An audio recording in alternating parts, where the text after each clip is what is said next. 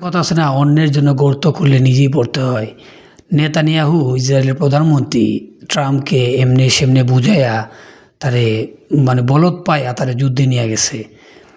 আমেরিকার আরও যে প্রেসিডেন্টগুলো ছিল, Barack Obama, Bill Clinton, Bush, সবারই কিন্তু নেতানিয়াহু প্ররোচনা দিছে যে ইরান যুদ্ধে যাওয়ার জন্য। কিন্তু ট্রাম্প যেহেতু একটু বলদ, তাদের মস্তিষ্ক স্লো, নর্মাল, ট্রাম্পরে এমনি হেমনি একটা প্রেজেন্টেশন দেখাইছে খুব সুন্দরভাবে, ইরানরে এইভাবে 2 মিনিট 3 দিনের ভিতরে কাবু করে নেওয়া সম্ভব। তারপরে এই হরমুজ প্লানের দায়িত্ব পাবো, পুরা দেশের পুরা পৃথিবীর তেলের উপরে আমাদের নিয়ন্ত্রণ থাকবো, এমন সুন্দর একটা সুন্দর গুছাইয়া যে প্রেজেন্টেশনটা দিছে, ট্রাম্প গইলা গেছে।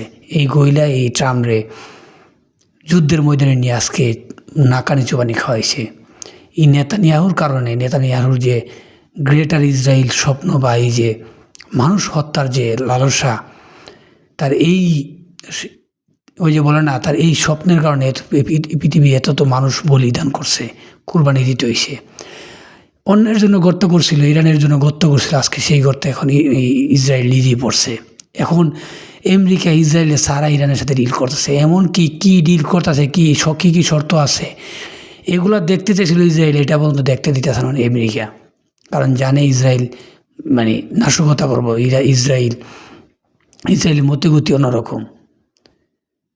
অন্যের জন্য ইরানের জন্য ফাঁদ পাচ্ছিল, কিন্তু আজকে সেই ফাঁদে নেতানিয়াহু নিজে আটকা পড়ছে।